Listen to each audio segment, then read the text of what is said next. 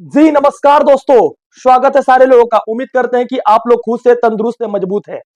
शिक्षा विभाग को जो ऑर्डर पास करना था वो ऑर्डर पास कर दी। बीते दिन आप लोगों ने देखा था कि 75% क्लियरेंस के साथ आप लोग के रिजल्ट जारी होने वाले थे।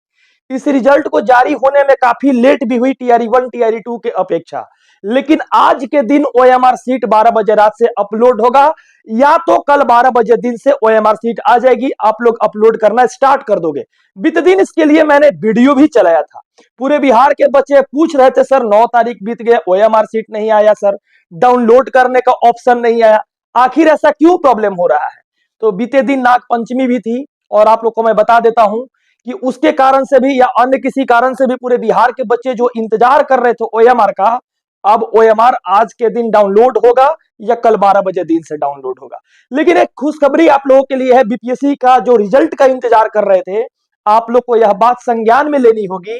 आप लोग के अंदर जो चेतन शक्ति जो था अपने से कि क्या क्या हो सकता है, जब क्वेश्चन का बुकलेट आपके सामने आ गई बीपीएससी की, तो आपके रिजल्ट भी बहुत जल्दी आने वाली है।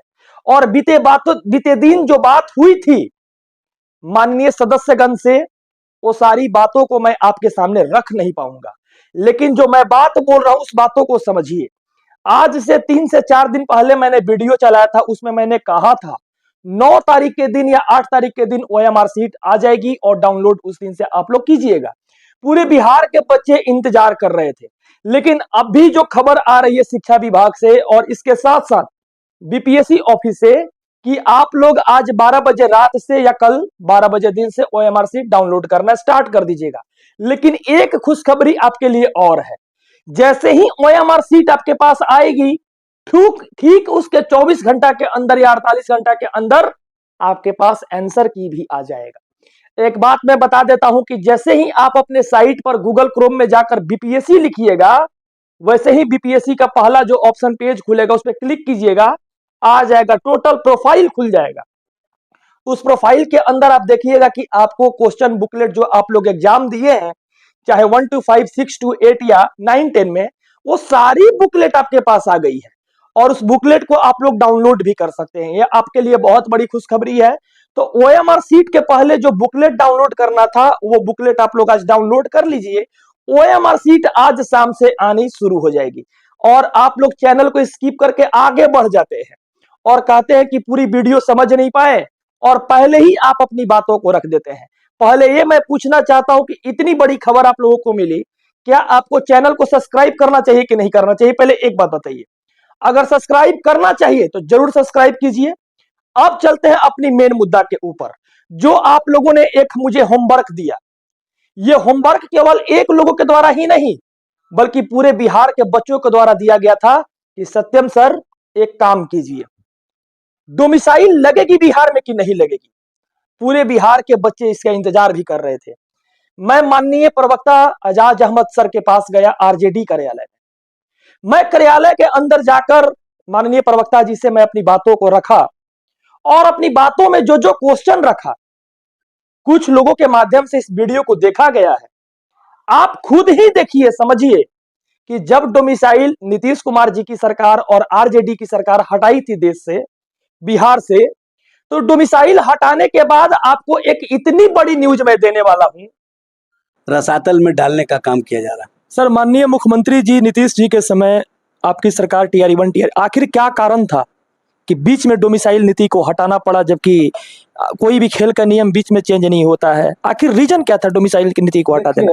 मैं बार बार कह रहा हूं कि जो बहाली प्रक्रिया पूरी हो गई उस पर अब चर्चा मत कीजिए। जो बहाली होने वाला है उस पर सरकार की मंशा क्या है ये पूछिए ना।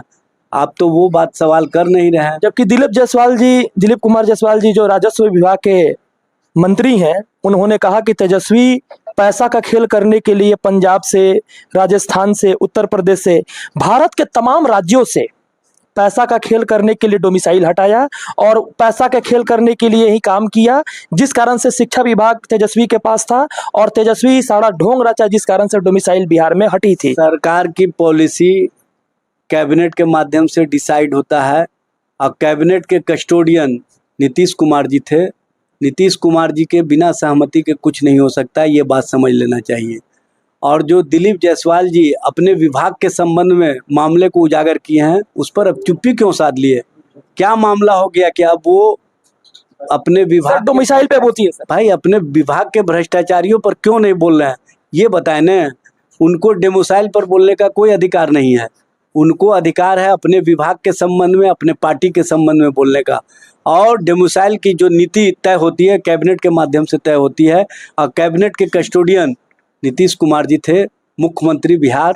इसलिए आप इस राजनीति को उनसे कहिए कि आप पूछिए कि नीतीश कुमार ने अपनी अध्यक्षता में इस नीति के संबंध में क्या फैसले लिए थे, वो स्पष्ट करें। क्या डोमिसाइल नीति को हटाने में तेजस्वी जी का दबाव नहीं था? तेजस्वी जी का दबाव यही था कि ज़्यादा से ज़्यादा बहाली हो, ज़्यादा से ज़्यादा लोगों को शिक्षक बनाया जाए, उनके भविष्य को संवारा जाए, उनके चेहरे पर मुस्कुराहट लाया जाए, उनके परिवार के चेहरे पर मुस्कुराहट लाया जाए, बिहार का भविष्य बेहतर हो। ये तेजस्वी जी का दबाव था और तेजस्वी जी उस दबाव में सफल रहे। सर अब जितने भी आप बात पूछ रहे हैं, कहीं ना कहीं एजेंडे के तहत पूछ रहे हैं, एजेंडा की बात हम नहीं करते। सर बिना मैं किसी पार्टी का सपोर्ट नहीं करता हूं। मैं एक क्वेश्चन जो है पूरे बिहार के बच्चों का जो क्वेश्चन है, बच्चों का कोई क्वेश्चन नहीं है। बच्चों का भी क्वेश्चन ये है कि बहाली क्यों नहीं हो रही है। बहाली पर आप सवाल कीजिए ना, बहाली क्यों रुके हुए हैं। आरक्षण व्यवस्था को 65% से 50% जब कर दिया गया तो बिहार सरकार ने इतना हड़बड़ी में फैसले क्यों लिए? माननीय तेजस्वी प्रसाद यादव जी ये बात बोल रहे थे कि यूपी के बच्चों को मैं नौकरी दिया, आप सर कह रहे हैं 2 लाख बच्चों की रोजगार मिले। सर ये बात तेजस्वी जी जो बोले गलत क्या बोले? पूरे देश भर के लोगों को अगर नौकरी दे रहे हैं तो क्या गलत है? देश के अंदर बिहार भी है, अब बिहार के लोग देश के अंदर जाकर के नौकरियां प्राप्त करते हैं। आप अगर ये नीति लागू कर देंगे तो कहीं ना कहीं देश के अंदर आपकी स्थिति बहुत भयावह हो जाएगी। इस बात को समझना चाहिए। तेजस्वी जी बहुत दूर का सोच करके फैसले लेते हैं और उसमें नीतीश कुमार जी का जो सहमति था उसी के अनुसार फैसले हुए। सर तो बिहार के बच्चों को रोजगार मिला कहाँ? 56% तो बाहरी लोग आ गए। भैया आप अभी रोजगार पर बात कीजिए ना, जो हो चुका है उस पर क्यों बात कर रहे हैं? आप एजेंडे की बात कीजिएगा तो हम सवाल का आप जवाब नहीं देंगे। डोमिसाइल का सपोर्ट करते हैं सर? हो गया, समाप्त कीजिए बात को। सर बिहार में अभी डोमिसाइल का आप सपोर्ट करते हैं? भैया उसको समाप्त कीजिए। आप अपनी राजनीति को यहाँ पर रखने का काम मत कीजिए। आप एजेंडा के तहत जो बात करना चाहते हैं ना, वो एजेंडा यहाँ चलने वाला नहीं है। सर कि शर्म आती है मुझे बिहार में पैदा लेकर, दुख होता है, पीड़ा होता है, इतनी तकलीफ बच्चों के अंदर है जिसको कहा नहीं जा सकता है। हमने तमाम कोशिश किया कि डोमिसाइल लागू हो जाए, लेकिन सरकार के विपक्ष में बैठे नेतागण कहते हैं बिहार के अंदर पूरे देश के बच्चे नौकरी करेंगे। इसके साथ साथ मैं बोलने वाला हूं पूरे बिहार के बच्चों को, तकलीफ इस बात की है ना कि एमपी में एक बहाली आया, उसमें केवल बिहार के बच्चों को नौकरी करने का आवेदन देने के लिए मौका नहीं मिला, पूरे देश में कोई भी बच्चा वहां पर आवेदन नहीं कर सकेगा।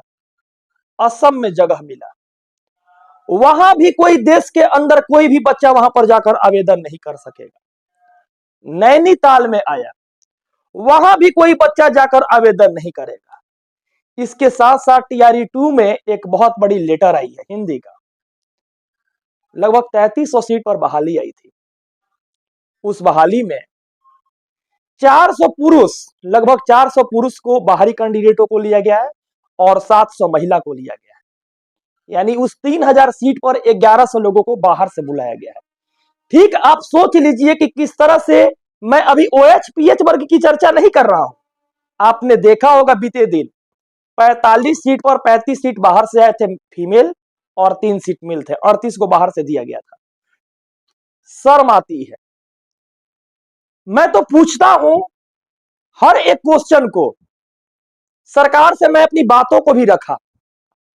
उम्मीद करूंगा कि इस वीडियो को देखने के साथ साथ पहले मैंने क्वेश्चन को क्या रखा आप देखिए।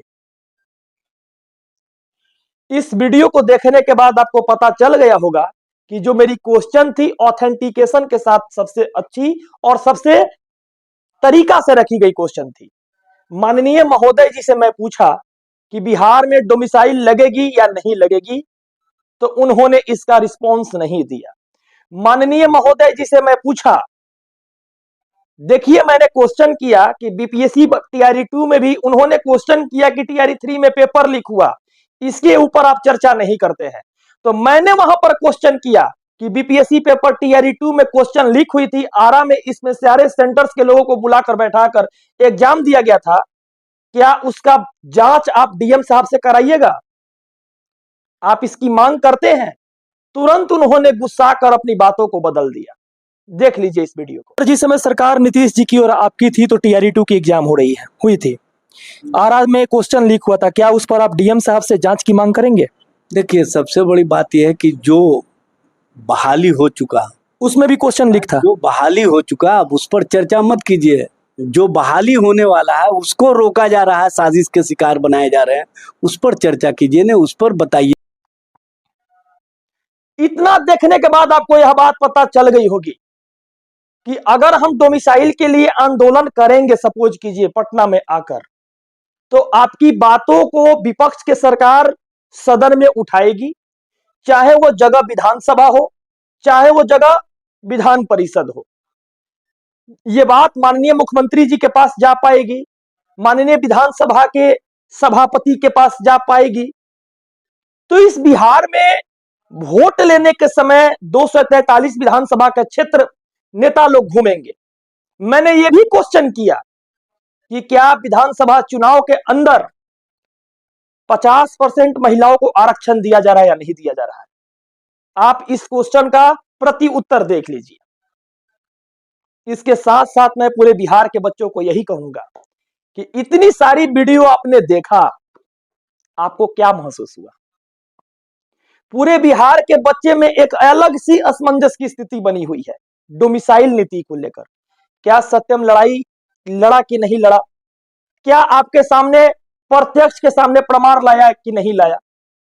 लेकिन आज पूरे बिहार में एक गहमागहमी का माहौल और है कि जिस तरह से टीआरई 1 में रिजल्ट दिया गया था, टीआरई 3 के भी रिजल्ट उसी तरह से तैयार है। सीखना चाहिए इस सरकार को मध्य प्रदेश से, सीखना चाहिए इस सरकार को असम से, सीखना चाहिए इस सरकार को नैनीताल से। बिहार के बच्चों को रोजगार के नाम पर घंटी दे दी है उन्होंने। दर्द होता है इस चीज को देखने के बाद, तकलीफ होती है, बहुत पीड़ा होता है।